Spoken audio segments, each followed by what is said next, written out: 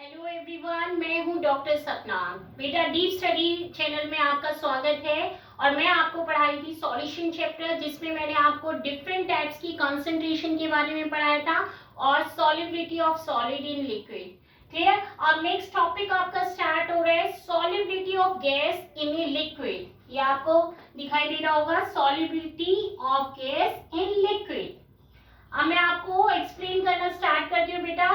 पहले देखिए, इधर क्या है कि आपने दो डिफरेंट टाइप्स के एपेरेटस लिए, जिसमें आपने नीचे वाला जो फेज लिया है दैट इज कॉल्ड द गैसी, ऊपर वाला जो है गैसियस फेज है और नीचे वाला आप क्या है, सॉल्यूशन मीनिंग लिक्विड। हम क्या फाइंड आउट करेंगे कि अगर हम वेट को क्या करते हैं, इंक्रीज करते हैं। अगर वेट को इंक्रीज करेंगे तो गैसेस पार्टिकल क्या होंगे बेटा, एंटर होंगे। और यहाँ पे देखिए वॉल्यूम इतना था, अब क्या हो गया, डिक्रीज होके कम हो गया। तो मीनिंग क्या हुआ, जैसे ही आप लिक्विड के ऊपर मास को अप्लाई करते हैं, मतलब जो गैसेस फेज है उसके ऊपर अगर आप मास रखेंगे तो क्या होगा, जो हमारे गैसेस पार्टिकल है it will be enter into the solution, वो भी लिक्विड सॉल्यूशन के अंदर एंटर करेंगे। तो जितना ज्यादा गैसेस पार्टिकल्स आपका क्या करेगा, एंटर करेगा, स्ट्राइक करेगा, उतना ही आपका क्या होगा, डिसॉल्यूशन होगा। क्लियर। अब हम देखते हैं कि ये जो हमारा गैसेस पार्टिकल एंटर हुआ है, इसको हम शो करेंगे एम से। एम क्या हो गया हमारा, कि कितने गैसेस मॉलिक्यूल्स आपके एंटर हुए, वो डायरेक्टली किसके प्रोपोर्शनल करेगा, पी के करेगा। पी क्या है, जो प्रेशर आपने अप्लाइड किया है। तो m जब प्रोपोर्शनल साइन आप हटाएंगे तो m इक्वल्स टू क्या आ जाएगा, kh इंटू पी। kh आपका क्या है, हेनरी स्लो। क्या है, Henry slow, Henrys constant, sorry बेटा, हेनरीज लॉ के अकॉर्डिंग हम ये स्टडी कर रहे हैं। और ये हमारा होता है हेनरीज कांस्टेंट, और ये बताता है हमारे नेचर ऑफ द गैस, मतलब किस टाइप की हमारी गैस है उसके बारे में एक्सप्लेन करता है।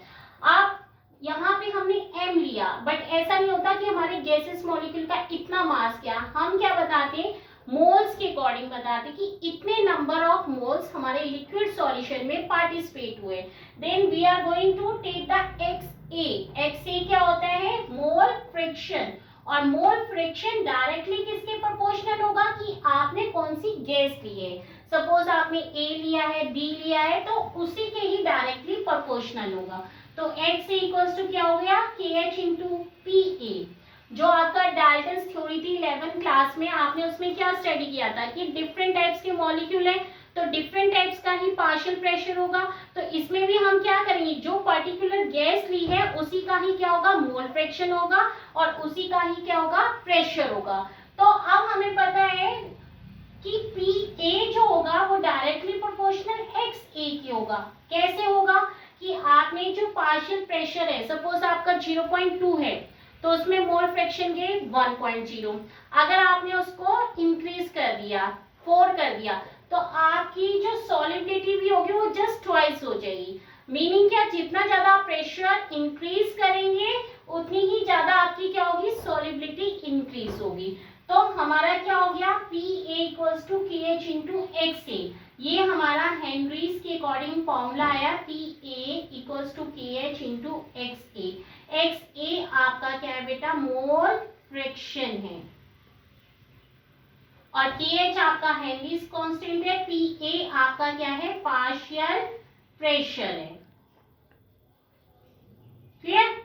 अब देखिए कि इसमें क्या होता है कि जब हम किसी गैस को किसी लिक्विड सॉल्यूशन के अंदर डिसॉल्व करते हैं तो हम स्टडी करते हैं कि अगर हम टेम्परेचर राइज करते हैं तो क्या इफेक्ट होता है। अगर हम प्रेशर का तो मैंने अभी आपको बताया सिंपल सा, कि जितना ज्यादा प्रेशर आप बढ़ाएंगे उतनी ही सॉलिबिलिटी इंक्रीज होगी। सिंपल आपका फर्स्ट आता है nature of the gas and the solvent. अगर सपोज आप H2, O2, N2 ये सारी गैसेस लेते हैं, ये क्या है, आपकी नॉन पोलर गैसेस है। तो नॉन पोलर गैसेस क्या होती है, इजिली डिसॉल्व नहीं होंगी किसके अंदर, लिक्विड सॉल्यूशन के अंदर। अगर हम क्या ले, SO2 ले, HCl ले, ये गैसेस क्या होंगी, ये इजिली डिसॉल्व हो जाएंगी किसमें, पोलर सॉल्वेंट में। किसमें होंगी, पोलर सॉल्वेंट। और पोलर सॉल्वेंट क्या होता है, वाटर। ठीक। और ये जो हमारी H2O2 है ये किसमें होंगी, हमारी नॉन पोलर में, जैसे क्लोरोफॉर्म हो गया। आपका बेंजीन हो गया।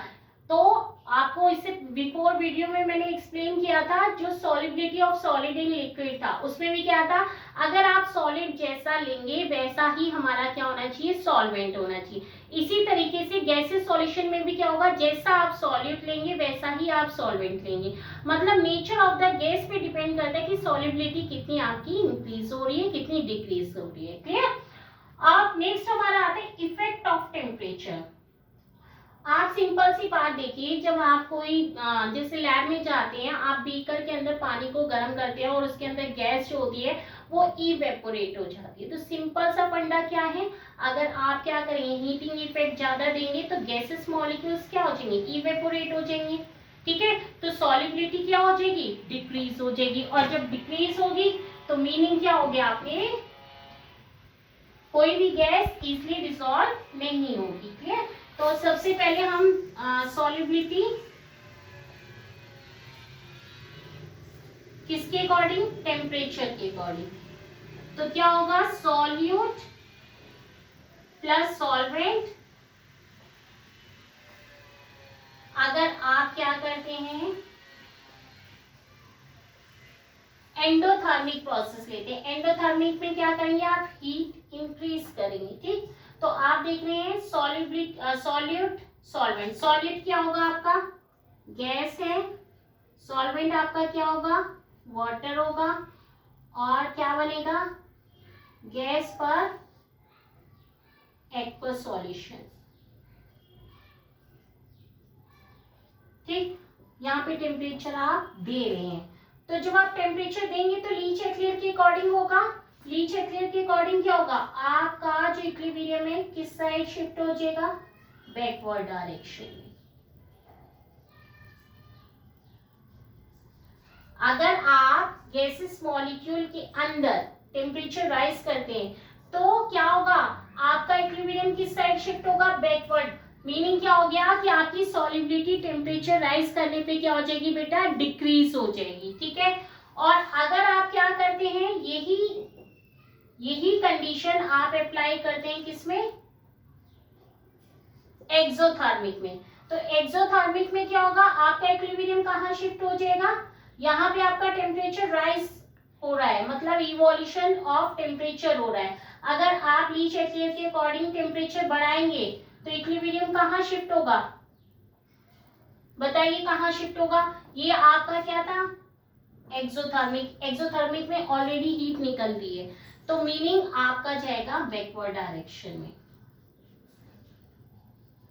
बेटा जो मैंने अभी बताया था एंडोथर्मिक में, उसमें थोड़ी सी मिस्टेक होगी। एंडोथर्मिक में आपका फॉरवर्ड डायरेक्शन में जाएगा, एक्सोथर्मिक में आपका बैकवर्ड डायरेक्शन में जाएगा।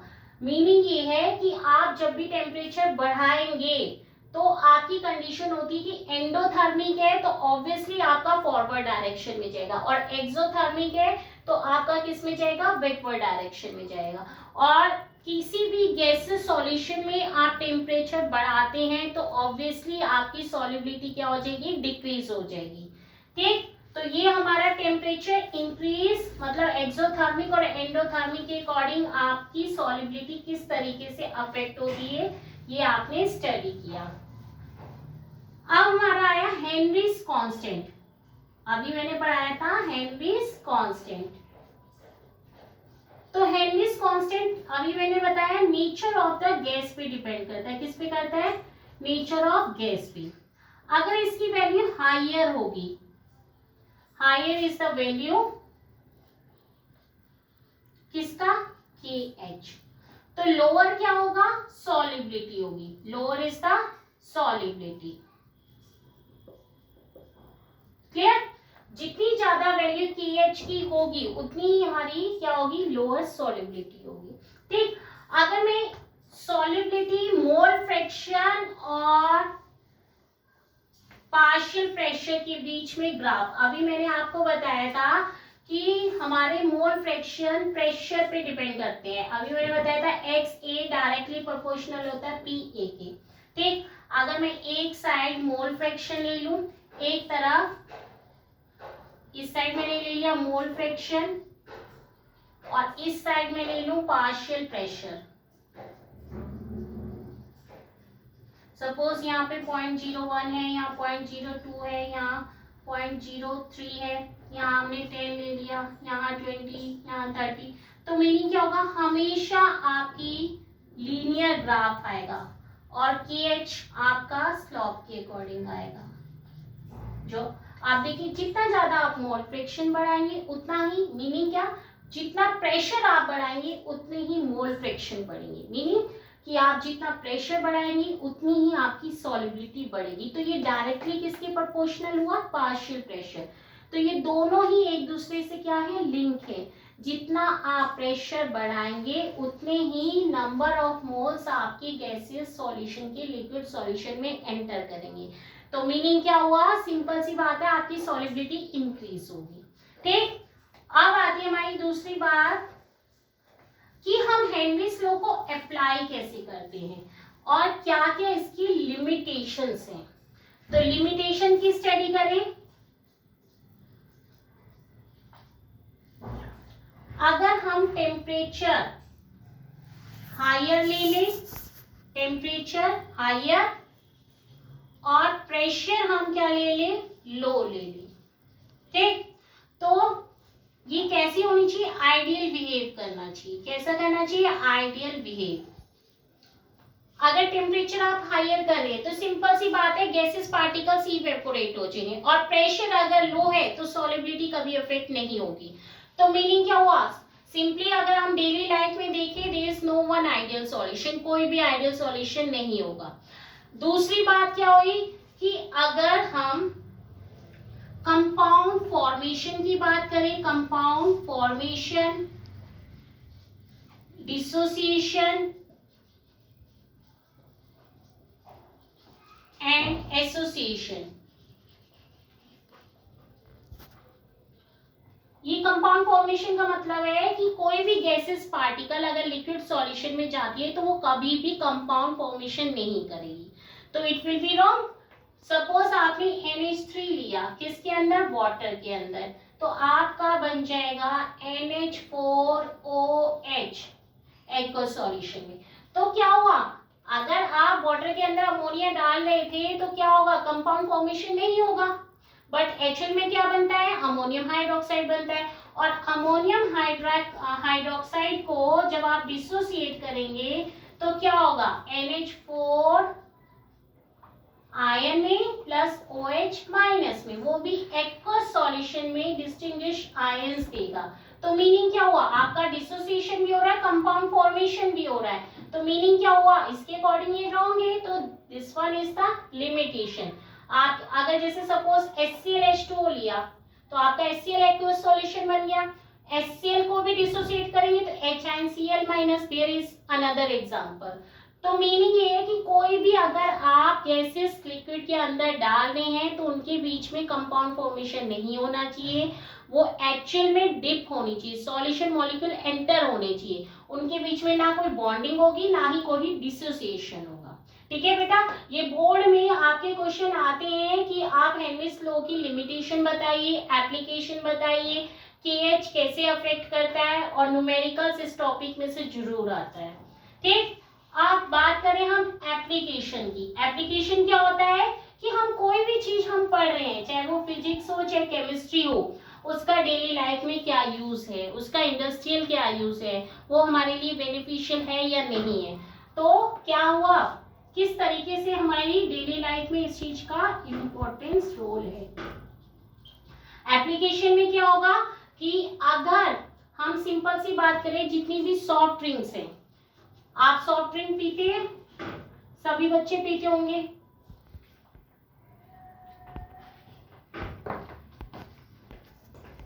हाँ बेटा, तो किसमें बताइए, सॉफ्ट ड्रिंक्स प्रोडक्शन में। इसमें क्या होता है, जितनी भी सॉफ्ट ड्रिंक्स होती हैं, आपको पता है, आप कोका कोला पी रहे हैं, लिम्का पी रहे हैं, पेप्सी पी रहे हैं, तो जितनी भी ये बनती है इसको क्या करते हैं, हाईली सील्ड करते हैं। समझा क्यों करते हैं, क्योंकि गैसेस मॉलिक्यूल्स हमेशा अंडर प्रेशर ही क्या होते हैं, सॉल्युबल होते हैं, अदरवाइज नहीं होंगे। ठीक, और नेक्स्ट हमारा जैसे आता है, in the functioning of lungs.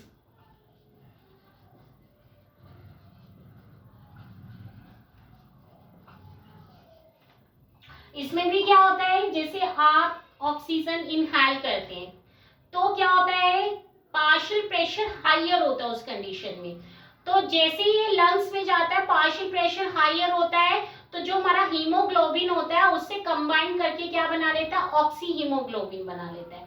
और ऑक्सी हीमोग्लोबिन जब बन जाता है तो वो क्या करता है, लंग्स में एंटर करता है, लंग्स में था हमारा, और उसके बाद हमारा एंटर करता है टिश्यूज में। तो टिश्यूज में जैसे ही एंटर करते हैं तो पार्शियल प्रेशर क्या हो जाता है, डाउन हो जाता है। तो उस कंडीशन में ऑक्सी हीमोग्लोबिन में से हीमोग्लोबिन अलग हो जाता है और ऑक्सीजन हमारी पूरी बॉडी में फ्लो करना स्टार्ट कर देता है। तो सिंपली जो हमारी बॉडी के अंदर प्रोसेस होते हैं बायोलॉजिकल और जितने भी हमारे होते हैं उनमें भी ये हेल्प करता है, ठीक। और थर्ड हमारा इन डीप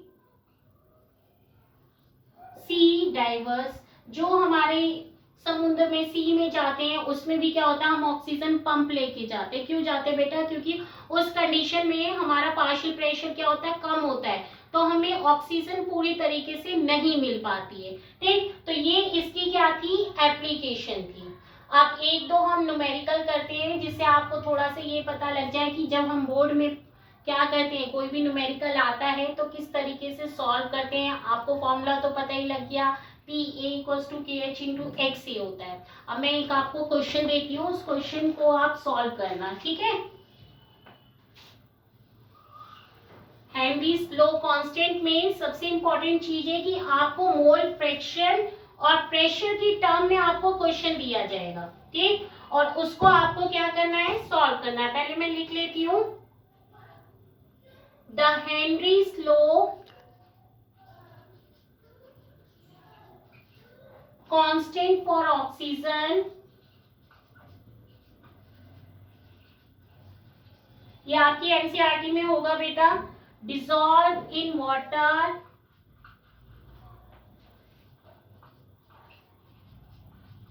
और क्वेश्चन की लैंग्वेज जरूर समझ में आनी चाहिए, नहीं तो आप न्यूमेरिकल सॉल्व नहीं कर सकते। ये आपका है 4.34 × 10⁻⁴ atm at 25 degrees Celsius. If the partial pressure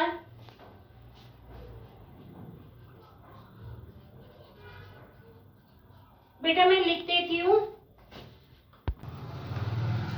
ये बेटा क्वेश्चन आपका राइट डाउन हो गया है। आप देखिए इसमें क्या है, द हेनरीज लॉ। पहले जब भी आप न्यूमेरिकल करते हैं न्यूमेरिकल की लैंग्वेज को समझिए। अगर आपके माइंड में लैंग्वेज नहीं है कि क्या वो कह रहा है, आपको उसकी यूनिट के बारे में भी नहीं पता लग रहा है और क्या गिवन है वैल्यू वो भी नहीं पता लग रहा है, इस क्वेश्चन में से पहले आपको गिवन वैल्यू आइडेंटिफाई करनी है। The Henry's law constant for oxygen dissolved in water is 4.34 × 10⁻⁴ atm, ठीक। क्या कह रहा है, हेनरीज लॉ कांस्टेंट, यहाँ से हमारा क्या निकल गया, KH कितना आ गया, 4.34 × 10⁻⁴ atm, क्लियर। फिर कह रहा है if the partial pressure of oxygen in air is 0.2, partial pressure किसका, PO2 का कितना है, 0.2 atm, ठीक। लैंग्वेज कभी कभी कॉम्प्लिकेटेड भी दे देते, जैसे 25 डिग्री सेल्सियस 25, इसका कोई मीनिंग नहीं है, आपको जो वैल्यू चाहिए वो यहाँ से मिल गई। इसके बाद क्या कह रहा है, कैलकुलेट द कंसंट्रेशन मोल पर लीटर। कहने का मतलब है हमने पार्शियल प्रेशर दिया, हमने ऑक्सीजन दी, ऑक्सीजन गैस कितनी डिसॉल्व है उसको मोल पर लीटर में आपको निकाल के बताना है, क्लियर। तो यहाँ पे क्या हो गया, PO2। अब आपको फॉर्मूला पता होगा क्या होता है, PO2 = KH × XO2, यही होता है, P = KH × X होता है, ठीक।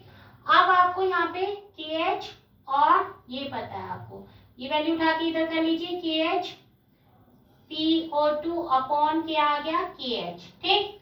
अब कितनी वैल्यू इसकी, 0.2, KH की कितनी है, 4.34 × 10⁻⁴, ठीक है।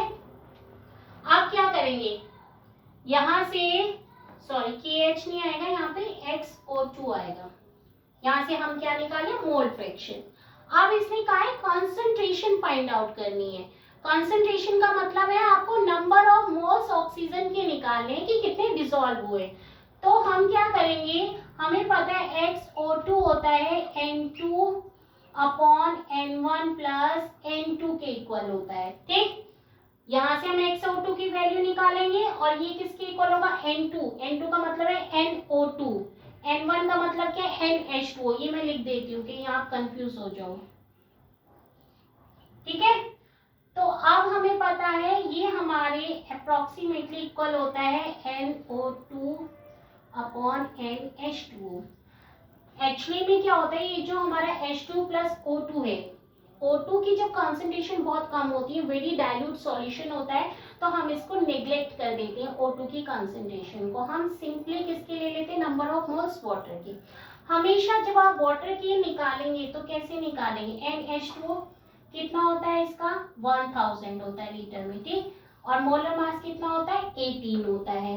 तो जब भी इसके नंबर ऑफ मोल्स आएंगे 55.5 आ जाएगा। ठीक है, तो यहाँ से हमारे नंबर ऑफ मोल्स निकल गए।